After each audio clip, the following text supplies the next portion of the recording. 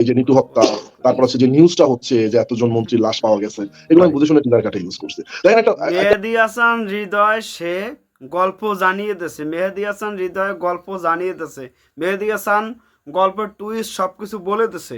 সেটা মেহেদী হাসান কি বলছে সেটা তো শুনলেন। আরও বিস্তারিত কথা বলবো, সামান্য একটু শোনাইছি যে মেগাস্টার শাকিব খানের বরবাদের গল্প জেনে গেছে, ইদিকা পাল মারা গেছে, নায়িকা মারা গেছে, অমুকের বাবা, অমুকের তালই, অমুকের পুত্র, অমুকের শ্বশুর।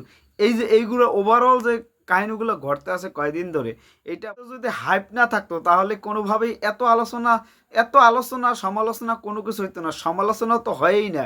একটা জিনিস কি আসে যে কেন মেহেদী হাসান হৃদয় ভাই জানিয়ে দিল যে শাকিব খান ধর্ষণ করছে, এবং তাছাড়া এই যে এর মারি গেলাইছে, ইদিকা পাল মারা গেছে, নায়িকা মারা গেছে, তালই মারা গেছে, শ্বশুর মারা গেছে, পুত্র মারা গেছে, মিশা সদাগর বাবা, ড্যাডি, তালই। এগুলো কেন হয়? একটা ছবির যদি হাইপ না থাকে তাহলে কোনোভাবে এইরকম হতে পারে না। বিস্তারিত আজকে ওভারঅল বিস্তারিত আজকে কথা বলবো, কেননা আমাদের মেগাস্টার শাকিব খানের তার ক্যারিশমা অন্য লেভেল, অন্য উচ্চতায় নিয়ে গেছে। এইটা আমাদের আশা প্রত্যাশা যে এরকম আমাদের আশাটা থাকতে হবে যে শাকিব খানের নিয়ে এত ভাবনা, তাদের সময় ব্যয় করে তারা এত কিছু ভাবতে আছে কেন এই ছবিটা নিয়ে। হাইপ যদি না থাকতো তাহলে এগুলো এত, এই যে দরদ নিয়ে এত বেশি হাইপ ছিল না। আর এখন বরবাদ এই যে টিজার মুক্তি দিচ্ছে 27 তারিখ, আজকে 5 তারিখ মনে হয়, 5 তারিখ, এই যে 8 দিন 9 দিন হয়ে গেল টিজারটা মুক্তি দিল, তার ভিতরে আলোচনা কোনোভাবেই বরবাদের কমতেছে না। কেন? এটাই হচ্ছে ক্রেডিট। আর মেহেদী হাসান হৃদয় ভাই বলে দিয়েছে যে, সেটা তো আপনারা শুনলেন, তারপর বলি যে এই গল্প কোনভাবে রিভিল হলো, কিভাবে রিভিল হইলো। এখানে তো এখানে প্রথমে যে ইদিকা পালরে প্রচণ্ড পরিমাণ ভালোবাসে শাকিব খান, তারপর শুনে মারা গেছে, তারপর শুনে ধর্ষণ করছে, তারপর হচ্ছে যিশু সেন আবার সেন খুলে আবার ধর্ষণের একটা সিন। মানে এই যে ওভারঅল যে কাহিনীগুলো ঘটছে তানভীর তারেকের ভাই শোতে আপনারা দেখতে পাচ্ছেন, এটা কেমন লেগেছে সেগুলো আপনাদের জানাবো।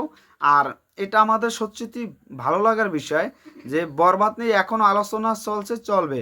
আর এখানে যিশুসনের ক্যারেক্টারটা কি হতে চলছে, যিশুসন কি করবে সেটা তো আপনারা জানেনই।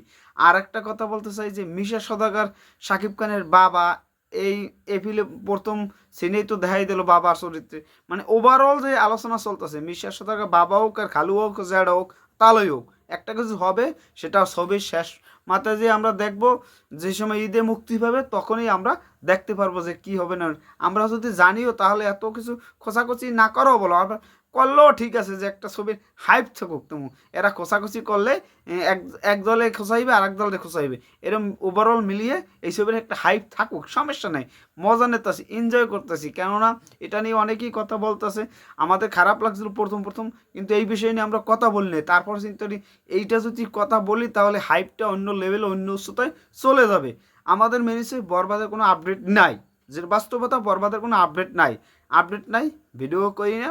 যখন আসবে অথেন্টিক খবর আসলে তখন চেষ্টা করব আপনাদের সামনে প্রেজেন্টেশন করা।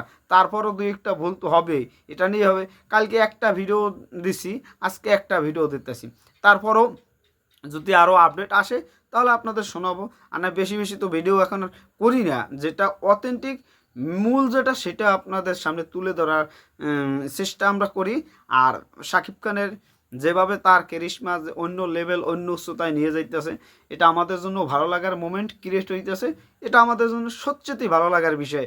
এখন শুধু সময়ের অপেক্ষা। আর মেহেদী হাসানের কথার সাথে কি একমত? এটা কোনোভাবেই গল্প রিভিল হয় নাই, এটার সাথে কি আপনারা একমত? তাহলে কমেন্টে জানান।